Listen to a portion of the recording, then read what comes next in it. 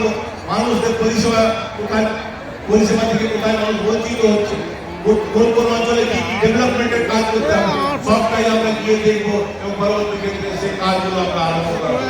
এবং এই কাজ করার জন্য আপনাদের সহযোগিতা লাগবে, আপনাদের ভালোবাসা লাগবে, আপনাদের আশীর্বাদ লাগবে। আমার দৃঢ় বিশ্বাস যে উৎসাহের সঙ্গে আপনারা নির্বাচনের প্রতিদ্বন্দ্বিতা করেছিলেন, নির্বাচনের সময় পরিশ্রম করেছিলেন, ভোটে জেতার পরও একই উৎসাহের সঙ্গে মানুষের সেবা করার যে কাজ, সেই কাজে আমরা আমাদেরকে নিয়োজিত করব এবং মানুষের প্রকৃত সেবা বিজেপি কর্মী হিসাবে, বিজেপি সৈনিক হিসাবে প্রকৃত সেবা করে আমরা আগামী দিনে দেখিয়ে দেব যে বিজেপিকে সমর্থন দিলে মানুষ কোনদিন ঠকে না, বিজেপিকে সমর্থন দিলে বিজেপি মানুষের পাশে থাকে থাকে থাকে। 2021-এ যেভাবে নির্বাচনের পর তৃণমূল কংগ্রেস লোকেরা আমাদের ঘর বাড়ি ভেঙেছিল, আমরা কিন্তু অন্য কারো ঘর বাড়ি ভাঙবো না, কারো অত্যাচার করবো না, এই কারণে আমরা জয়লাভ করেছি।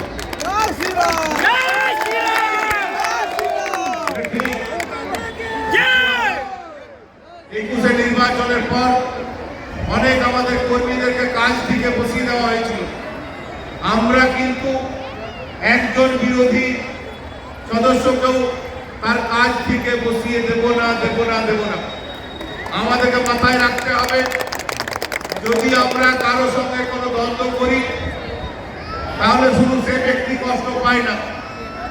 তৃণমূল কংগ্রেসের কোনো ব্যক্তির আপনি যদি ক্ষতি করতে চান, শুধু সে ব্যক্তির ক্ষতি হবে না, তার বাড়িতে তার মা থাকতে পারে, তার বৃদ্ধ বাবা থাকতে পারে, বাড়িতে তার স্ত্রী থাকতে পারে, ছেলে থাকতে পারে, কন্যা থাকতে পারে, সবাই কষ্ট পায়। তাই ভারতীয় জনতা পার্টি কিন্তু পাণ্ডবেশ্বরের কোনো বাড়ির লোককে কষ্ট দেওয়ার জন্য ভোটে জিতেনি। যারা আমাদের সঙ্গে অন্যায় করেছিল, আমাদের ছেলেদের সঙ্গে অন্যায় করেছিল, আমাদের ছেলেদের উপর অত্যাচার করেছিল, আজকের এই পুণ্য লগ্নে আমি বলছি আমরা সবাইকে ক্ষমা করে দিচ্ছি। আপনারা এত বেশি সংখ্যায় এসছেন, আপনারা বলছেন যে আপনারা আমাকে ভালোবাসেন। আমি বলছি যদি সত্যি সত্যি আপনারা আমাকে ভালোবাসেন তাহলে আমি তবেই মানব যে আপনারা আমাকে ভালোবাসেন যখন আপনারা দলের কথা শুনবেন। আপনারা এক কথা দিন, অঞ্চলে যারা তৃণমূল কংগ্রেসের সঙ্গে যুক্ত ছিল, সে যত খারাপ ব্যক্তি হোক না কেন তার বিচার ঠাকুর করবে।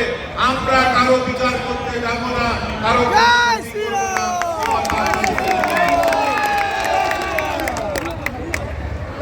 এটা ঠিক।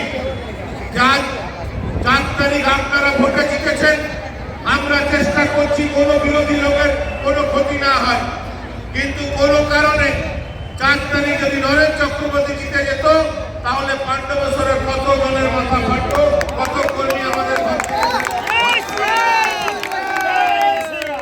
কিন্তু আমরা তো নরেন চক্রবর্তী হতে চাই না।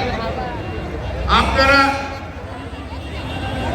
বিজেপি সৈনিক হিসাবে কাজ করতে চান, আপনারা মোদীজি সৈনিক হিসাবে কাজ করতে চান।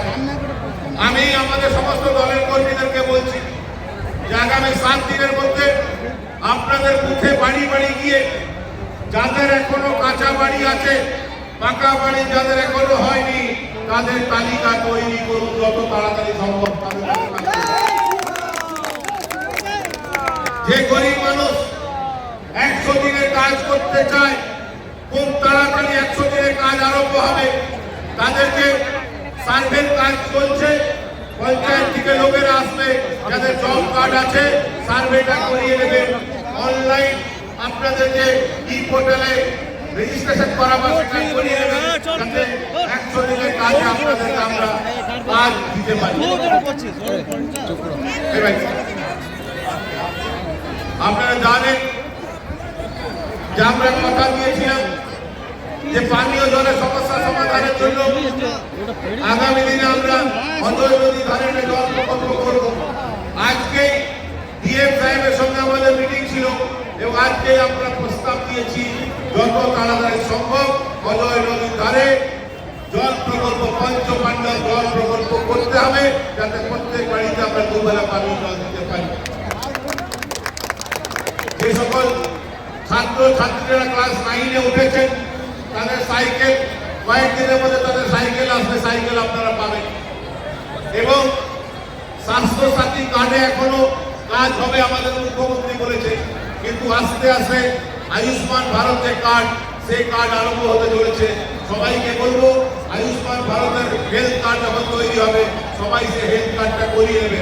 সেই কার্ডটা করিয়ে নিলে শুধু পশ্চিমবঙ্গ না, বাংলার বাইরে ফেলেও অন্যান্য রাজ্যে গেলেও আপনি ওর চিকিৎসা পাবেন। স্বাস্থ্য সাথী কার্ডের চিকিৎসা অন্য জায়গা হবে না। কিন্তু যদি আয়ুষ্মান ভারত কার্ড আপনার কাছে থাকে, ভারতবর্ষে যে কোনো জায়গায় আপনি চিকিৎসা করাতে পারবেন, 5 লক্ষ টাকা চিকিৎসা করাতে পারবেন। বিভিন্ন অঞ্চলে যেখানে তপশিলি জাতি উপজাতি লোকেরা থাকে, কয়েকদিনের মধ্যে ক্যাম্প বসবে।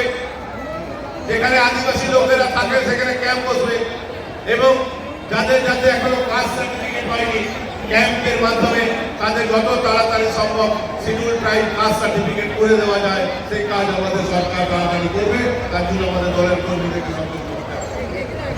আগামী দিনে এই অঞ্চলে একটা হরি মন্দিরের ডিমান্ড ছিল, আগামী দিনে আমরা আসবো। যে জমির উপর হরি মন্দির হওয়ার কথা ছিল সেটা কিনে দেওয়া হয়েছে। আগামী দিনে সার্ভেয়ারকে এনে দেখতে হবে ওই জমিটা কার। ওই যদি জমির ব্যবস্থা আমরা করতে পারি তাহলে হরি মন্দিরের যে স্বপ্ন ছিল এই অঞ্চলের মানুষের, সবাই মিলে হরি মন্দিরের কাজ নিশ্চয়ই হবে। এই কথা